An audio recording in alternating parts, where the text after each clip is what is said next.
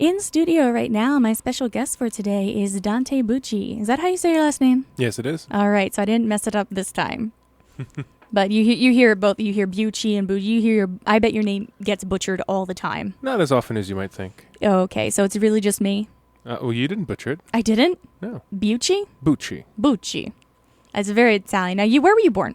I was born in the Netherlands. Okay. My father and mother were there. My father was working overseas for a while, so I was born there. But I was born an American citizen, so moved to the U.S. shortly after I was born there. Okay, and you've traveled a lot too. My parents took me and my brother to a bunch of different countries. We were very fortunate in that respect. We have family overseas, and we visit them pretty often. I like it. Now, I have to ask you real quick. Did you know today was Talk Like a Pirate Day? I think I noticed it on your Facebook. My Facebook, okay. Yeah, all of my status updates were in pirate. Mm-hmm. Okay, now we're going to get serious again. If you would describe to me the beautiful instrument that's in your lap right now, what it's called and where it's from, because I've tried to let people know exactly what it is that you play via my Facebook, the hand pan or the hang drum, or in all of its names. Okay. You want to just let her rip? Sure. Well, the concept was, developed around the year 2000 in Switzerland by a gentleman who tuned regular steel pans. He called his creation the hang. It's spelled H-A-N-G, and it's basically a steel pan that you can play in your lap with your hands. It is kind of reminiscent of a UFO, kind of looks like that, with like kind of a gong shape to it. It's actually sometimes referred to as a hung drum online just because the word itself, H-A-N-G, is also an English word, obviously. So you wouldn't get as many appropriate results. So everybody just says hung drum. Technically, it's not really a drum. It's more like a bell. Okay. But hung is the name they gave it, and it's a word that sort of means hand. It actually means hand in the German Swiss dialect, but has some other definitions as well. But the general term hand pan is what we refer to them nowadays because there's a bunch of other people who've started to make them. So instead of confusing one brand for the other, we call them all hand pans now. Now, you actually, is that the one that you have now that the company does not make them anymore? The one I have with me today is a hung, a pan art hung. They still make them, but they don't make them really as a musical instrument anymore. They make them more as tools for meditation, and so they're not tuned to standard musical notation. You wouldn't necessarily be able to play a piano along with one, but they're all tuned so that they sound beautiful. Each instrument is unique. But if you wanted one to play as a musical instrument, like that's how I play it, you would probably want to look into one of the other hand pan makers. Okay. And now, now this is such an interesting instrument. How does one get the interest? How does the interest come about in the first place to want to play the hand pan? Well, I think it's such a unique instrument that just seeing and hearing one is enough to make you want one.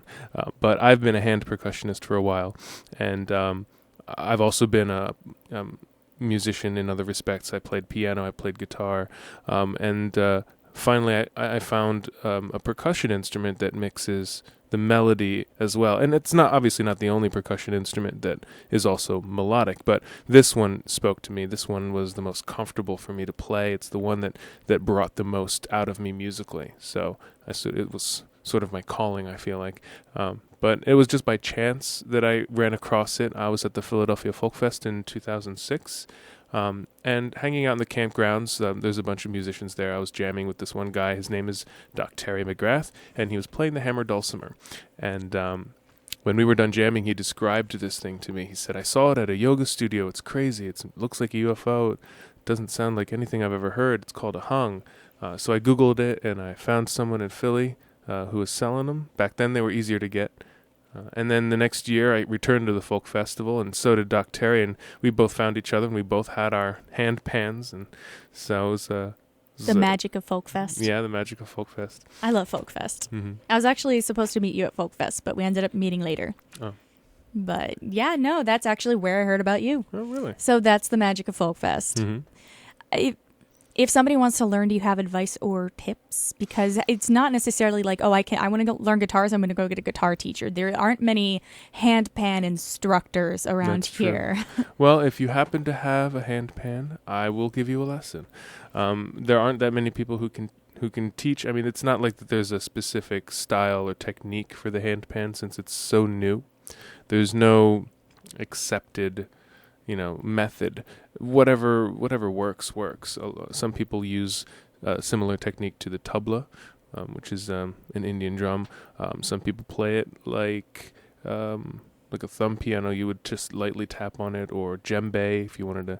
I don't know. It's basically blank slate. Whatever works for you. Make something pretty and it works. Now, do you want to play a song first, or should I play the one that you have? I'll go ahead and play a song first. Mm-hmm. What's this called? This is called Reminiscence. Okay.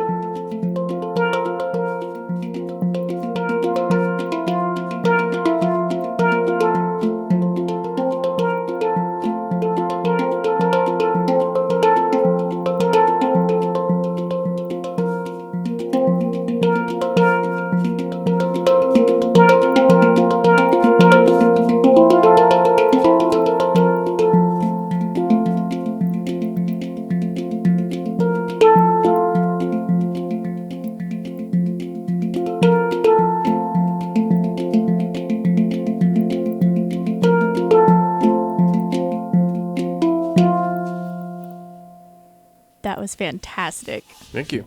Now, it's very interesting watching you play because a lot of when people think you said it was a bell. Mm-hmm. A lot of people think it's a percussive instrument. Yes. But it looks like you barely touch it. Barely. You actually only have to tap it because the metal is so resilient. So it's more like a gong, if you can imagine, if you've ever hit a gong like with one of those big foam mallets. Mm-hmm. It sounds so much more than the effort you put into it. So it's very similar to this. I only have to tap it lightly, and it just makes such a swell of music. Now, again, what was that one called? Reminiscence. Reminiscence.